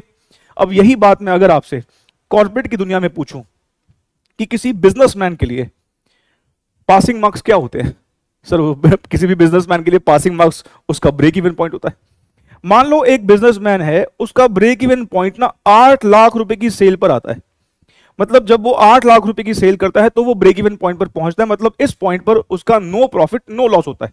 लेकिन असल में उसका बिजनेस मान लो बहुत बढ़िया चल रहा है, उसकी सेल जो है 8 लाख पे तो उसका ब्रेक इवन आता है, पर असल में उसकी जो सेल है ना वो 20 लाख रुपए की होती है। असल में उसकी सेल कितनी होती है? 20 लाख रुपए की होती है। इसका मतलब यह हुआ कि वो अपने ब्रेक इवन से 12 लाख रुपए की ज्यादा सेल करता है। वो अपने ब्रेक इवन से 12 लाख रुपए की ज्यादा सेल करता है। ये जो 12 लाख रुपए की एक्स्ट्रा सेल होती है ना, ये जो ब्रेक इवन पॉइंट से जितनी भी ज्यादा सेल मैं कर रहा हूं, इसी को हम कहते हैं मार्जिन ऑफ सेफ्टी। इसी को क्या बोल देते हैं? Margin of safety. क्योंकि ब्रेक इवन पॉइंट पर मैं कुछ भी नहीं कमा रहा था, लेकिन ब्रेक इवन पॉइंट से जैसे ही मैं ज्यादा सेल करने लगूंगा तो मेरे प्रॉफिट होने शुरू हो जाएंगे। मतलब ये सारा जो जोन है ना, ये वो जोन है जो हमारा प्रॉफिटेबल जोन है। मतलब अगर हम ब्रेक इवन पॉइंट के ऊपर जाते हैं, जितना भी ब्रेक इवन के ऊपर सेल करेंगे तो हमारे लिए प्रॉफिट ही होंगे। लेकिन मान लो अगर किसी बिजनेसमैन की 8 लाख की सेल भी नहीं हो पा रही, वो 6 लाख की, 7 लाख की, 4 लाख की सेल करता है, तो इसका मतलब क्योंकि वो अगर ब्रेक इवन से कम सेल कर रहा है तो वो तो अपनी फिक्स कॉस्ट भी रिकवर नहीं कर पा रहा होगा, क्योंकि ब्रेक इवन पे तो फिक्स कॉस्ट रिकवर होती है। तो ये वाला जोन जो है, जो 8 लाख से कम की सेल का है, यहां पे किसी भी बिजनेसमैन को क्या होते हैं, नुकसान होते हैं। मतलब ब्रेक इवन पॉइंट से कम सेल करेंगे तो वो नुकसान वाला जोन है, और ब्रेक इवन पॉइंट से ज्यादा सेल करेंगे तो वो हमारे लिए प्रॉफिटेबल जोन है। और ब्रेक इवन के ऊपर जितना भी एक्स्ट्रा सेल करेंगे वो हमारे लिए क्या कहलाता है, मार्जिन ऑफ सेफ्टी कहलाता है। अब आप जरा सोचिए, जितना मार्जिन ऑफ सेफ्टी ज्यादा होगा उतना बढ़िया है, क्योंकि जितनी ज्यादा मार्जिन ऑफ सेफ्टी होगी हम उतना ही एडवर्स सिचुएशन से लड़ पाएंगे। सपोज हम 20 लाख रुपए की सेल करते हैं और कल को मान लो कुछ ऐसे सिचुएशन आ गई, जैसे कोविड के दौरान आपको पता है कितने सारे बिजनेसेस जो हैं वो बंद हो गए। कौन से बिजनेसेस बंद हुए होंगे जिनका मार्जिन ऑफ सेफ्टी बहुत ही वीक होगा, जो ब्रेक इवन के आसपास काम कर रहे होंगे। वो हल्का सा भी लॉकडाउन बर्दाश्त नहीं कर पाए क्योंकि वो फिक्स कॉस्ट से रिकवर नहीं कर पाए, अल्टीमेटली बंद करना पड़ गया। लेकिन जो बड़े बड़े बिजनेस हाउसेस थे वो क्यों सर्वाइव कर गए, क्योंकि उनके पास मार्जिन ऑफ सेफ्टी बहुत ज्यादा थी। मतलब कहने का यह है कि अगर हमारे पास मार्जिन ऑफ सेफ्टी ज्यादा होती है, 8 लाख का ब्रेक इवन है, 20 लाख की, 25 लाख की, 30 लाख की, 50 लाख की, 1-1 करोड़ की अगर हम सेल कर रहे हैं, तो 15, 20, 40% अगर गिर भी गया तो क्या दिक्कत है, फिर भी हमारे पास इनफ बफर है। लेकिन कोई ऐसा बिजनेसमैन जो सिर्फ सेल ही मान लो 9, 9.5 लाख की कर रहा है, 8.5 लाख की कर रहा है, 8 लाख के आसपास की कर रहा है, थोड़ा सा भी अगर उसके बिजनेस में कुछ हैम्परिंग होगी तो वो सर्वाइव नहीं कर पाएगा। तो हम अब मार्जिन ऑफ सेफ्टी की बात कर रहे हैं, तो अब फिर से एक बात को दिमाग में रखना है, मार्जिन ऑफ सेफ्टी भी एक सेल ही है। ये भी सेल है, लेकिन ये एक्सेस सेल है। किसके ऊपर, ब्रेक इवन के ऊपर जितना भी सेल करेंगे वो हमारे लिए क्या है, मार्जिन ऑफ सेफ्टी है। अब मार्जिन ऑफ सेफ्टी ना ये कई तरीकों से निकल सकती है, कई तरीकों से निकल सकती है। मैं अभी इनमें से कुछ तरीकों की बात कर रहा हूं। सबसे पहले जो हमने अभी अभी इस एग्जाम्पल में डिस्कस किया, हमने कहा कि मान लीजिए हमारी 20 लाख रुपए की सेल होती है। हमारी कितने लाख की सेल होती है, 20 लाख की सेल होती है, लेकिन हमारा ब्रेक इवन 8 लाख की सेल पर आता है। सेल हम कितने की कर रहे हैं, 20 लाख की कर रहे हैं, लेकिन हमारा ब्रेक इवन 8 लाख पर आता है। इसका मतलब 12 लाख रुपए की जो एक्स्ट्रा सेल है वो मेरे लिए क्या है, वो मेरे लिए मार्जिन ऑफ सेफ्टी है। तो margin of safety basically excess sales है, किसके ऊपर, ब्रेक इवन के ऊपर। ठीक, एक बात तो ये हुई। हम अगर चाहें तो यही मार्जिन ऑफ सेफ्टी को रुपीस की जगह यूनिट्स में भी निकाल सकते हैं। सर एग्जांपल लेके बताओ, अगर मैं इसी एग्जांपल वापस आऊं, मैं आपसे अगर ये कहूं कि मान लो हम हर एक यूनिट 100 रुपए का बेचते हैं, हमारा जो एक यूनिट बिकता है 100 रुपए का बिकता है, तो मुझे बताओ यहां पर हमने कितने यूनिट्स बेचे होंगे। सर 8 लाख रुपए की सेल कर रहे हो, 100 रुपए का एक यूनिट बेचते हो, इसका मतलब आपने यहां पर 8000 यूनिट्स बेचे होंगे। और यहां पर हमने कितने यूनिट्स बेचे होंगे, सर 20 लाख रुपए की सेल कर रहे हो, 100 रुपए का आपका एक यूनिट बिकता है, तो इसका मतलब आपने यहां पर 20,000 यूनिट्स बेचे होंगे। तो हम अगर चाहें तो मार्जिन ऑफ सेफ्टी को यूनिट्स में भी निकाल सकते हैं।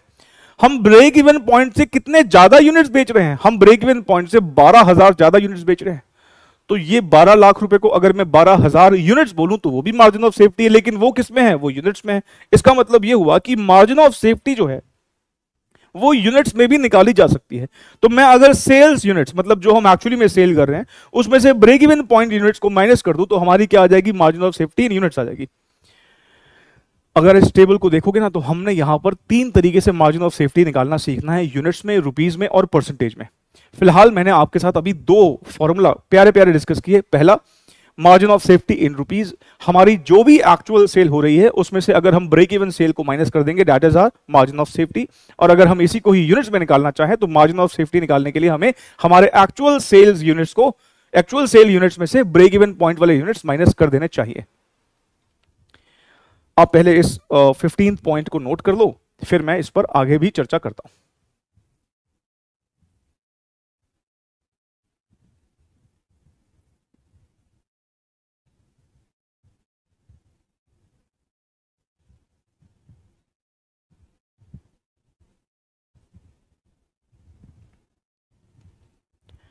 तो मैंने यहां पर क्या क्या डिस्कस किया, मैंने यहां पर एक तो ये डिस्कस किया, और अभी इसमें से सिर्फ ये वाला पहले वाला डिस्कस किया।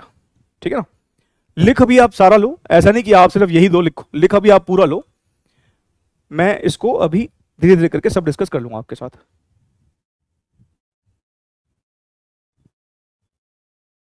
चलिए आगे बढ़ते हैं। मेरे ख्याल से आपने वीडियो को पॉज करके नोट कर लिया होगा, और या फिर आपने स्क्रीनशॉट ले लिया होगा, आप बाद में नोट कर ही लेंगे।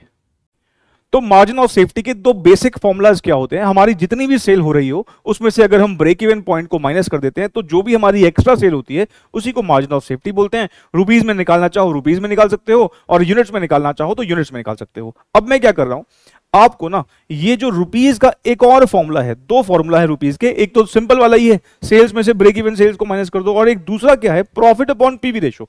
ये प्रॉफिट अपॉन पीवी रेशो वाला फॉर्मूला मैं आपको फटाफट से डिराइव करवा देता हूं, ठीक है।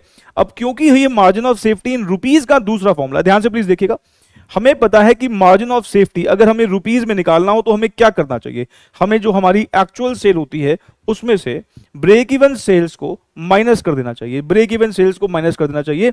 मैंने यहां पर बेस कौन सा वाला फॉर्मूला लिया है, मार्जिन ऑफ सेफ्टी के रुपीज वाला फॉर्मूला। तो सेल्स इन रुपीज, हमारे एग्जांपल में 20 लाख रुपए की सेल हो रही थी हमारी, और हमारा ब्रेक इवन सेल कितना था, 8 लाख, तो 12 लाख रुपए हमारा क्या था, मार्जिन ऑफ सेफ्टी। अब आप ये भी जानते हैं कि ये वाला जो ये वाली सेल है, इस पे तो प्रॉफिट हो रहा होगा, और इस वाली सेल पे हमारा प्रॉफिट जो नहीं हो रहा होगा, प्रॉफिट कितना होगा, 0 होगा, नहीं। चलिए अब आप मुझे बताइए, क्योंकि इस वाली सेल पर प्रॉफिट हो रहा होगा, डिजायर्ड प्रॉफिट वाली सेल का मैंने आपको क्या फॉर्मूला लिखवाया था सर, डिजायर्ड प्रॉफिट वाली सेल का आपने फॉर्मूला लिखवाया था fix cost plus profit divided by PV ratio. Desired profit के लिए जो हमने सेल्स कंप्यूट किया था उसके लिए यही फॉर्मूला था, fix cost plus desired profit divide by PV ratio. और ब्रेक इवन पॉइंट अगर मुझे रुपीस में निकालना हो तो उसका फॉर्मूला क्या था सर, ब्रेक इवन पॉइंट में हम सिर्फ फिक्स कॉस्ट रिकवर करते थे, तो fix cost divided by PV ratio. अगर मैं इसमें से पीवी रेशो को कॉमन ले लूं, पीवी रेशो को कॉमन ले लूं तो क्या होगा, फिक्स कॉस्ट मतलब उसका एलसीएम ले लूं, fix cost plus profit minus fix cost. थोड़ी सी मैथ से बस यहां पर फिक्स कॉस्ट और फिक्स कॉस्ट आपस में कट गया तो क्या रह गया, प्रॉफिट अपॉन पीवी रेशो। तो margin of safety in rupees निकालने का एक फॉर्मूला और क्या बन गया कि आप सीधा प्रॉफिट को पीवी रेशो से डिवाइड कर दो। मतलब अगर मुझे प्रॉफिट का अमाउंट दे रखा है, पीवी रेशो दे रखा है, तो मुझे मार्जिन ऑफ सेफ्टी के लिए actual sale, break even sale कुछ भी नहीं चाहिए, सिर्फ मैं प्रॉफिट को पीवी रेशो से डिवाइड करूंगा और margin of safety in rupees निकलेगा। ध्यान रखिए क्या निकलेगा, रुपीज निकलेगा, क्योंकि आपने इसको डिराइव करते वक्त शुरुआत कहां से की थी, रुपीज वाले फॉर्मूला से की थी, तो डिराइव करते करते हम रुपीज में ही निकलेगा। मार्जिन ऑफ सेफ्टी हमारी कैसे निकलेगी, यहां पर रुपीज में निकलेगी। अब मैं आपके साथ इतनी कॉमन सेंस वाली बात करूंगा ना, आपको लगेगा अरे अरे यही फॉर्मूला था मार्जिन ऑफ सेफ्टी का। चलिए अब मुझे आप एक बात बताइए, एक बात सिंपल सी बात बताइएगा, डिजायर्ड प्रॉफिट कमाने के लिए हम जो सेल्स कंप्यूट करते हैं उसका क्या फॉर्मूला यूज करते हैं सर, हम करते हैं fix cost plus profit divided by PV, यही फॉर्मूला होता है हमारा। ध्यान से प्लीज देखिएगा, ठीक है ना। मैं क्या इसको थोड़ा सा मैथमेटिक्स की हेल्प लेके अलग अलग कर दूं क्या, fix cost upon PV plus profit upon PV, कर सकता हूं, हाँ सर बिल्कुल कर सकते हो। अब आप मुझे सोच के बताइए ये क्या है, फिक्स कॉस्ट अपॉन पीवी, ये किसका फॉर्मूला है सर, ये फॉर्मूला तो ब्रेक इवन पॉइंट का है, ये वाला formula break even point in rupees का है। मतलब अगर आप ध्यान से सोचें कि इसी फॉर्मूला के अंदर, इसी सेल्स इन रुपीज वाले फॉर्मूला के अंदर एक हिस्सा ब्रेक इवन तक पहुंचाता है और दूसरा हिस्सा प्रॉफिट तक पहुंचाता है। मतलब इसमें से एक सेल जो है जो कि यूज होती है सिर्फ फिक्स कॉस्ट को रिकवर करने के लिए, और जो दूसरा हिस्सा है सेल का वो हमारे लिए प्रॉफिट में रिजल्ट हमारे लिए लेके आती है, मतलब हमारे लिए प्रॉफिट में कन्वर्ट करती है। मतलब आप ध्यान से सोचें कि ये सेल के दो टुकड़े हो गए कहीं ना कहीं, एक टुकड़ा फिक्स कॉस्ट की रिकवरी के लिए है, इतनी सेल तो मतलब ब्रेक इवन वाली सेल तो फिक्स कॉस्ट की रिकवरी के लिए है, और जो ऊपर की सेल होगी उसी को हम क्या बोलेंगे, मार्जिन ऑफ सेफ्टी।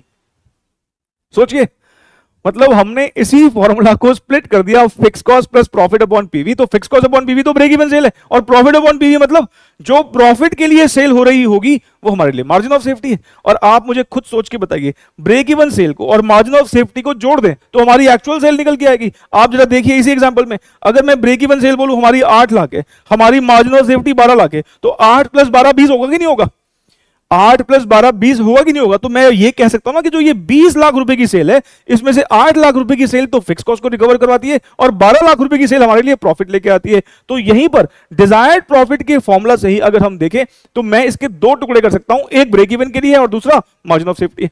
अब मैंने ये दूसरा तरीका आपको क्यों बता दिया, मैंने इसलिए बता दिया, अक्सर ना बच्चे मार्जिन ऑफ सेफ्टी का जो ये दूसरे वाला फॉर्मूला है यूज होता है और अक्सर भूल जाते हैं। वो ये भूल जाते हैं अरे प्रॉफिट को ऊपर रखें कि पीवी रेशो को ऊपर रखें। तो ये फॉर्मूला अगर भूल जाओ तो डिजायर्ड प्रॉफिट वाला सेल वाला फॉर्मूला याद करना, क्या, fix cost plus profit upon PV, fix cost plus profit upon PV, fix cost upon PV तो ब्रेक इवन है, profit upon PV margin of safety है। नहीं तो आप डिजायर्ड प्रॉफिट वाले सेल के फॉर्मूला को दिमाग में लेके आना, fix cost plus profit upon PV, fix cost upon PV break even है वो नहीं चाहिए, प्रॉफिट अपॉन पीवी ये हमारे लिए मार्जिन ऑफ सेफ्टी का काम करता है।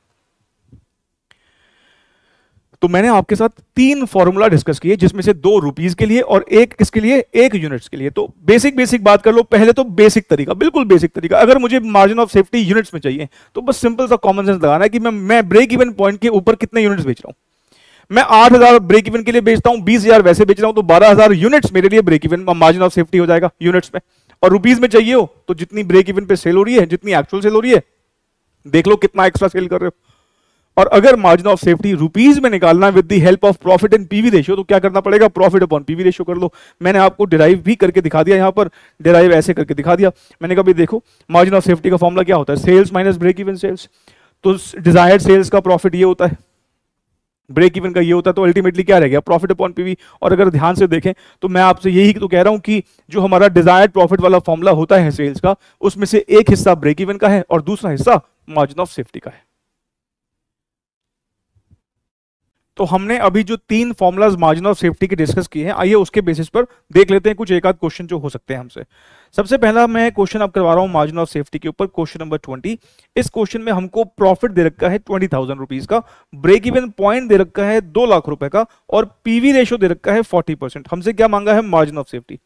अगर मान लो उसने मुझे हमारी एक्चुअल सेल्स दे रखी होती, तो मैं उस एक्चुअल सेल्स में से break even sales in rupees को माइनस कर देता, हमारा मार्जिन ऑफ सेफ्टी निकल आता। लेकिन यहां पर हमें एक्चुअल सेल नहीं दे रखी, पर कोई बात नहीं, हमने तो मार्जिन ऑफ सेफ्टी रुपीज निकालने के 2 फॉर्मूला डिस्कस किए हैं। एक तो एक्चुअल सेल में से ब्रेक इवन सेल्स को माइनस कर लो, और दूसरा कौन सा डिस्कस किया, profit upon PV ratio.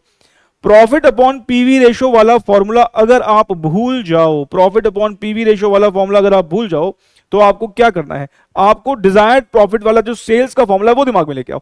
Desired profit वाला सेल्स का फॉर्मूला क्या था, fix cost plus profit divide by PV ratio. इसके 2 हिस्से कर लो, फिक्स कॉस्ट अपॉन पीवी तो ब्रेक इवन पॉइंट होता है, profit upon PV margin of safety होता है। तो हम यहां पर मार्जिन ऑफ सेफ्टी का फॉर्मूला जो यूज कर पाएंगे ये बड़ा ही सिंपलिस्टिक हो जाएगा, profit upon PV ratio. Profit is 20,000, PV ratio 40%। 20,000 को 40% से डिवाइड करके बताओ कितना आता है।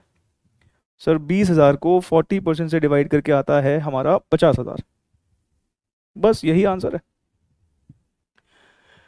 ये एक पॉइंट होगा हमारे, जैसे जो हमारे 5-5 पॉइंट्स वाले क्वेश्चन आएंगे ना, उसमें से एक ये वाला पॉइंट होगा। तो यहां पे मार्जिन ऑफ सेफ्टी कंप्यूट करने का हमने जो फॉर्मूला यूज किया वो कौन सा यूज किया, प्रॉफिट अपॉन पीवी रेशियो। चलिए आगे बढ़ते हैं, क्वेश्चन नंबर 21।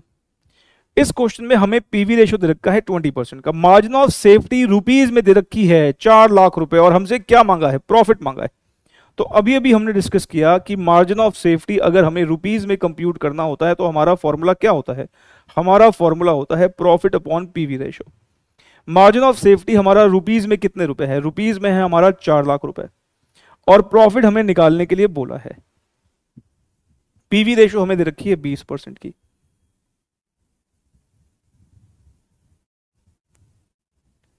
तो 4 लाख रुपए का 20% अगर हम कर देते हैं तो ये 80,000 रुपीज आता है।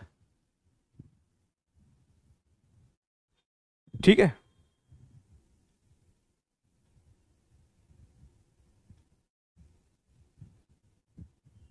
चले जी आगे बढ़े। चलिए नेक्स्ट क्वेश्चन है क्वेश्चन नंबर 22। इस क्वेश्चन में हमें बताया है कि मिस्टर आर कोई है, उनकी सेल्स और प्रॉफिट 2015 साल में, 2015 वाले ईयर में 1,20,000 और 8,000 थे। मतलब सेल थी 1,20,000 की और प्रॉफिट था 8,000 रुपीज। कह रहा उनकी सेल जो है और प्रॉफिट जो है 2016 में हो गया 140 एंड 13,000 रिस्पेक्टिवली। और हमसे यहां पे क्या मांगा है, मार्जिन ऑफ सेफ्टी मांगा है फॉर द ईयर 2016। ध्यान रखें 2015 की मार्जिन ऑफ सेफ्टी अलग निकलेगी, 2016 की मार्जिन ऑफ सेफ्टी अलग निकलेगी। फॉर एग्जांपल मैं सपोज आपसे कहता हूं कि आपके एक पेपर में 60 मार्क्स आए हैं, एक पेपर में 70 मार्क्स आए हैं, तो जिसमें 60 मार्क्स आए हैं उसमें मार्जिन ऑफ सेफ्टी कितने नंबर की हुई, 20 नंबर की। और जिसमें 70 नंबर आए हैं उसमें मार्जिन ऑफ सेफ्टी कितने नंबर की हुई, 30 नंबर की। जैसे हमारे उस एग्जाम्पल में 8 लाख और 20 लाख वाले एग्जाम्पल में 8 लाख का ब्रेक इवन पॉइंट था, 20 लाख की सेल थी। जिस साल मैं 20 लाख की सेल करूंगा उस साल मेरा मार्जिन ऑफ सेफ्टी 12 लाख रुपए की सेल होगा। लेकिन अगर मान लो अगले साल हमारी सेल बढ़ के 30 लाख हो जाती है तो फिर हमारा मार्जिन ऑफ सेफ्टी भी चेंज हो जाएगा। 8 लाख और 30 लाख का डिफरेंस कितना, 22 लाख रुपए हो जाएगा। तो 2015 में हमारी सेल ध्यान रखें कुछ और है, कितनी है 120, और 2016 में हमारी सेल कितनी है 140 है। तो बहुत ऑब्वियस सी बात है, क्योंकि दोनों ईयर्स में सेल डिफरेंट हुई है तो हमारा मार्जिन ऑफ सेफ्टी भी दोनों ईयर्स में डिफरेंट होगा। इसलिए ध्यान रखें, उसने हमसे मार्जिन ऑफ सेफ्टी कौन से वाले साल की मांगी है, उसने हमसे मार्जिन ऑफ सेफ्टी जो है 2016 की मांगी है, 15 की नहीं मांगी है। चलिए अब पहले तो आप यहां पर जो फॉर्मूला लगा पाएंगे, क्योंकि हमारे पास 2016 की हमें मार्जिन ऑफ सेफ्टी निकालनी है, तो हमें पता है कि हमने जो एक सिंपल सा फॉर्मूला अभी डिराइव किया वो क्या था, प्रॉफिट अपॉन पीवी रेशियो। तो अगर मेरा formula profit upon PV ratio है तो 2016 का तो मुझे प्रॉफिट पता है 13,000 है, किसी तरीके से पीवी रेशियो निकाल दूंगा तो बात बन जाएगी नहीं। और पीवी रेशियो निकालने का तो आप पीवी रेशियो के तो आप एक्सपर्ट बन चुके, अभी तक तो आप लोगों ने अपने घर के बाहर लिखवा भी दिया होगा हमारे यहाँ पीवी रेशियो निकाली जाती है, नहीं, क्योंकि पीवी रेशियो के तो आप एक्सपर्ट बन चुके हैं। क्या फॉर्मूला होता है, change in profit divide by change in sales. तो आइए पहले हम यहां पर पीवी रेशियो कंप्यूट कर लेते हैं। What is change in profit? Sir change in profit हमारा, चलो पहले फॉर्मूला लिख देगा, delta profit divided by delta sales, मतलब change in profit divide by change in sales. हमारा प्रॉफिट था 2015 में 8,000 का, ये हो गया 13,000 का, तो what is the change in profit 5,000। हमारा 2015 की सेल थी हमारी 120 और ये हमारी 140, तो क्या हमारा हो गया 20,000। तो 5,000 को 20,000 से डिवाइड करके क्या आता है सर 0.25, तो हमारी पीवी रेशियो हो गई 0.25। तो मार्जिन ऑफ सेफ्टी हमारा रुपीस में निकालने का क्या फॉर्मूला सीखा, प्रॉफिट अपॉन पीवी रेशियो, क्योंकि मार्जिन ऑफ सेफ्टी हमको 2016 की निकालनी है, तो हमारा प्रॉफिट 2016 का ही कंसिडर करना है हमको। 13,000 डिवाइडेड बाय 0.25, ये आता है 52,000। अच्छा अगर मान लीजिए आप प्रॉफिट 8,000 ले लेते 2015 का, तो वो मार्जिन ऑफ सेफ्टी किसकी होती, वो मार्जिन ऑफ सेफ्टी हमारी 2015 की होती। अब ना आप में से कुछ बच्चे जो हैं एक ऑल्टरनेटिव सॉल्यूशन सोच सकते हैं। इसका ऑल्टरनेटिव सॉल्यूशन क्या सोच सकते हैं, कुछ बच्चे कहते हैं सर देखो पीवी रेशियो तो आपने निकलवा ही दिया। मैंने कहा बिल्कुल ठीक बात है, 25% निकल गया, क्योंकि अभी अभी उन्होंने क्वेश्चंस किए हैं अगर हमें दो डेटा दे रखे होते हैं 2 ईयर्स के और पीवी रेशियो हमने निकाल लिया, हम फिक्स कॉस्ट भी निकाल सकते हैं उसके बेसिस पर, और फिक्स कॉस्ट निकल जाएगा तो फिक्स कॉस्ट अपॉन पीवी करके ब्रेक इवन पॉइंट भी निकल जाएगा, और ब्रेक इवन पॉइंट जहां निकल गया तो फिर मैं क्या करूंगा 2016 की सेल लूंगा, उसमें से ब्रेक इवन सेल को माइनस कर दूंगा। ये भी एक तरीका है। सर फिर से बताओ एक बार, देखो आपने पीवी रेशियो निकाल दिया 25%, हाँ निकाल दिया, तो आपके पास क्योंकि 2 सालों का डेटा दे रखा है 15 और 16 का, तो आप इन दोनों में से किसी भी एक साल के डेटा को यूज करके फिक्स कॉस्ट कंप्यूट कर सकते हो। हाँ सर हो जाएगा। फिक्स कॉस्ट कंप्यूट करते ही ब्रेक इवन पॉइंट भी आ जाएगा रुपीस में, fix cost upon PV ratio, हाँ सर वो भी आ जाएगा। और ब्रेक इवन पॉइंट अगर आ जाएगा तो सोचो ना, आपके पास 2016 की एक्चुअल सेल तो है, बेसिक वाला फॉर्मूला जाएगा ना, फिर actual sale minus break even sales. नहीं तो ये ऑल्टरनेटिव वाला तरीका मैं करवा नहीं रहा हूं, ये मैं आपको होमवर्क में दे रहा हूं, घर से ट्राई करके आना। इसी क्वेश्चन को होमवर्क में ऑल्टरनेटिव वाले तरीके से करना। तो जब आप ऑल्टरनेटिव वाले तरीके से करोगे तो मैं आपको बता देता हूं, आपकी फिक्स कॉस्ट जो निकल के आएगी वो निकल के आएगी 22,000, और आपका जो break even point in rupees निकल के आएगा वो निकल के आएगा 88,000। अब आप खुद ही समझ लीजिए, अगर आपका ब्रेक इवन पॉइंट 88 निकल के आएगा और आपका सेल जो है वो 140 है 2016 में, तो 140 में से 88 माइनस करो कितना आता है, 52 ही तो आता है।